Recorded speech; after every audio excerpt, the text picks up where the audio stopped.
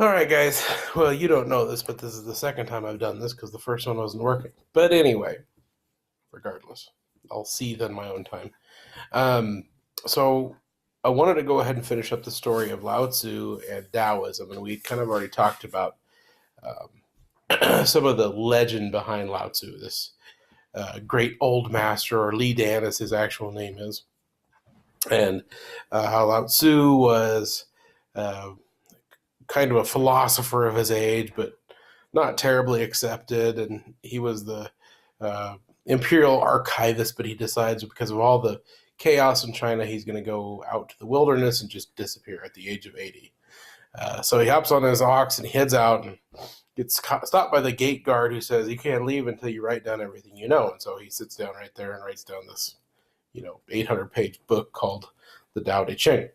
We know that's probably not so realistic. So I wanted to kind of debunk some of that reality. So legend even goes on further to say that Lao journeyed all the way to India and taught Siddhartha Gautama how to become the Buddha. So here's an image, you guys, of Lao Tzu right here and Siddhartha Gautama right here. So yeah, it's a bit impractical and probably not real. But the reality is probably that the Tao Te Ching, the book that Lao Tzu wrote his stuff in, was probably the work of more than one author. So it's pretty widely regarded among historians that the Tao Te Ching is a kind of a collection of works, sort of like what many historians say about William Shakespeare and William Shakespeare's works, and how they're just a collection of various works. In addition to being a collection of works, the Tao Te Ching was probably not sat down and written at a single time. It was rather probably written over the course of several centuries. So it wasn't just a spur of the moment thing. In fact, it was probably written over the course of a few centuries. In addition to that, Lao Tzu probably never even actually existed. Now, we know that there was a Li Dan who was in charge of the Imperial Archives. And because he was in charge of the Imperial Archives, we can assume that he was very popular and very powerful, though not necessarily a great philosopher. But he probably was, that was all he probably was just the guy in charge of the Imperial Archives. The actual Lao Tzu probably never really existed. The old master never probably actually existed. And what the reality is that many beliefs that Lao Tzu has espoused in the Tao Te Ching probably are actually beliefs of Confucius, or somehow tied to Confucius. And if you will, you can think of Taoism as sort of an offshoot of Confucianism. In fact, many of the sayings that are attributed to the Analects and Confucius are not actually his. They're actually taken out of the Tao Te Ching. So, I mean, and I'll show you some of those here in just a few minutes, but it'll give you an idea of how, I guess, interchangeable these two religions are. So today, in practice, Lao Tzu is considered the god of Taoism. So Taoists will pray to Lao Tzu. They will honor Lao Tzu as the main god of Taoism. And the Tao Te Ching serves as a very important collection of works that guides moral compasses all over China. So, I mean, I don't want to downplay the fact that this is a very important work, even though it probably wasn't just one author that was doing this, and even though Lao Tzu probably never actually existed, that doesn't mean that it wasn't that it isn't a good collection of spiritual works. So some of those sayings that I wanted to give you. This one you've probably heard before, the first one. The journey of 1,000 miles starts under one's feet. That's a very classic, oftentimes, again, contributed to Confucius, but it wasn't. It's straight out of the Tao Te Ching. This one I like. Try to change it and you'll ruin it. Try to hold it and you will lose it. Okay. This is the classic teacher's montage here. Those who know do not say, and those who say do not know. The usefulness of a pot comes from its emptiness. When you think about it in terms of what is a pot supposed to do? Well, it's supposed to hold stuff. If it's full of something, it's no longer useful, right? Because it can't hold anything else. So the usefulness of a pot comes from its emptiness. When goodness is lost, it is replaced by morality. And while this holds true, I think it's more of a reference to the time of Confucius and the time of Li Dan, where China was in chaos and things were not good. So that makes more sense. I don't know that people are inherently good. I don't necessarily think that, but when inherent goodness is lost, it's replaced by morality. Without darkness, there is no light. It's another good one, another classic. So I wanted to give you guys some very basic core beliefs of Taoism. How does this religion work? What do people do? What are some of the main points of this? Well, we have to talk about, when we talk about Taoism, we have to talk about what is the Tao. And this is kind of where we get into that idea that, and I mentioned this to you guys before, that this is where George Lucas got a lot of his ideas that formed the Force in Star Wars. So what is the Tao? Well, according to a Taoist, the Tao is the balanced life force that surrounds all things. And in fact, if you remember, if you've seen Star Wars, that is almost an exact quote from Star Wars. The life force that surrounds all things and binds all things, and et cetera, et cetera. So really, like I said, this is really where George Lucas got his ideas for the movies, Taoism. So Taoism is represented by, in the same way Confucianism has this, the yin and the yang. The only big difference here is that in Taoism, the yin and the yang is balanced, and it's a created balance, and your goal is to keep that balance and to discover your Tao. So that balance has to be maintained. Confucianism doesn't really worry so much about the balance. I mean, the balance just happens. But in Taoism, the belief is you need to make sure everything is balanced. And that balance is where you're able to discover your Tao. And I'll touch on that here in just a minute. Taoism says you're not supposed to concentrate on the definition of Tao.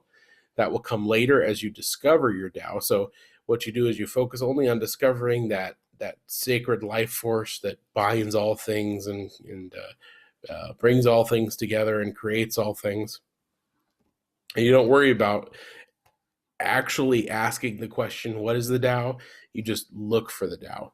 And when you look for the Tao, eventually you will discover the definition of the Tao. Okay? Taoism, at its core, is a philosophy and a religion, very similar to Confucianism, as we talked about before. It's a system of beliefs and attitudes and practices set toward the set towards the service and living of a person's own nature. So, really, like I said, it's more than just a religion. It's also a philosophy, or you could say it's more than just a philosophy. It's also a religion, and where you have a set of beliefs, but you also have attitudes and practices, and that sort of sets up both the religious and the philosophy aspect of this. So, Taoism is interesting from that aspect. It is probably just as prominent as Confucianism, and also there are some very distinct parallels. And as I mentioned before, Asian cultures don't really have as much of a problem with mixing religion as other cultures do. So, for example, you might be Taoist and Confucianist at the same time, and a Taoist nor a Confucianist would have a problem with that. And so, really, there's not a problem with those intermingling or intersecting either. So primarily, the first thing you want to do as a Taoist is accept yourself. You live life while you're discovering who you are. Taoism doesn't say you want to keep that balance between the yin and the yang, but you just accept who you are. Okay, that doesn't mean that you intentionally try to be good all the time, and it doesn't mean that necessarily you try to be evil all the time either. Just let that balance play out in your life is kind of the idea. Discover who you are and accept yourself. In addition to that, Taoism also says that nature is ever changing, and yet at the same time, it's always the same. That it's kind of like the old saying, the only constant is change, right? Where we know that change happens all the time. Nature is always changing, but at the same time, nature always exists, and that change means that nature is always the same because it's always changing, if that makes sense. So in Taoism, you are to learn acceptance of your nature and don't try to resolve contradictions. In other words, this kind of goes back to the accept who you are thing. You just accept who you are. You accept your nature. You don't intentionally go out of your way to try to resolve contradictions. In addition to that, the Taoists look at the Tao as sort of an ebb and flow through all of life, and that it flows through everything. In fact, they have a term for that called the Wu Wei. The Wu Wei is this idea that the Tao flows through everything and influences everything and changes everything. And again, the only constant is change. So it's that idea of nature changing. And so the Wu Wei is a very interesting concept in Taoism. Well, we'll talk about that a little bit next time. But your job as a Taoist is to discover the ebb and flow of the Tao as it Wu Weis through everything. So, and it's very simple to do that. A Taoist will tell you you need only to do these 4 things. First, you need to learn to trust your own intuition, because your intuition is influenced by the Tao, and so the Tao can't be wrong. So you should trust your own intuition. Secondly, a Taoist will tell you you need to let go of judgments that hold you back. You shouldn't judge people. You shouldn't really judge yourself. You should just accept yourself, accept others for what they are, and those things hold you back. So don't have judgments. Third, remove conflict and anger from your relationships. So don't be contradictory to other people. Don't be angry at people. Remove those issues. And then fourthly, be kind to yourself and pace your life to match your essence. In other words, be kind to yourself, but don't live your life in such a way that you have to hurry around that it makes you uncomfortable. I mean, some people are like that. Some people like being at the highest speed they can be all the time. But most people are not like that. And oftentimes a frenzied pace bothers people and gets them into a bother, if you will. So that's what Taoism would say, is don't let that get you into a bother. If your pace is too much, then just slow down. Just pace your life to match your essence. Taoism would also go on to say there are 7 billion people in the world. And because there's 7 billion people in the world and everybody has to discover their own paths to the Tao, there are 7 billion paths to the Tao. So in a similar way, this is like Buddhism, in that everybody has to discover their own path. But in many ways, it's also kind of less complicated than Buddhism. So really, it is not as complicated as Buddhism. It's not as strict as Hinduism.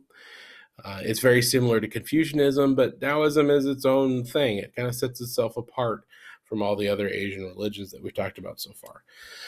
So finally, and I wanted to leave you guys with this: what is the practice? What is in practice in Taoism?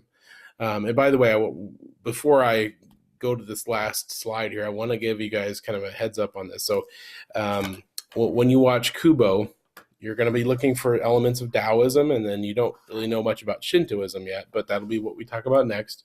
You're going to be looking for elements of that as well. And I want you guys to try to pick those elements out of there and understand how Taoism and Shintoism affect or are displayed in this film. And so what is the practice? What is the current practice? If you go talk to a modern Taoist, and there are many modern Taoists, although, as I mentioned before, fewer and fewer, what is the practice of that? A modern Tao master, which I took this quote from our curriculum for this book, so it's a great quote, says, a modern Taoist says, I practice martial arts to keep my body strong, yoga to keep my body subtle, meditation to clear my mind, I bike around simply to fly and lift my spirit, I read and write poetry as a lens of examination. All of these and more are my shifting practice and support my essence. So Tao, the idea is that Tao is less about discovering some physical being or some magical force, but rather it's more about being in tune with that magical force that surrounds everything. And so this particular Tao master says, hey, if I want to be in tune with Tao, I practice martial arts, I do yoga, I meditate, I bike, I write poetry, and I read, and many more practices. I change them up just to match what I'm doing or how I'm feeling. And that's really the essence of Taoism, is that the idea is this force that surrounds everything. that creates everything, that binds everything, that represents a balance between the yin and the yang. You have to sync up with that. You have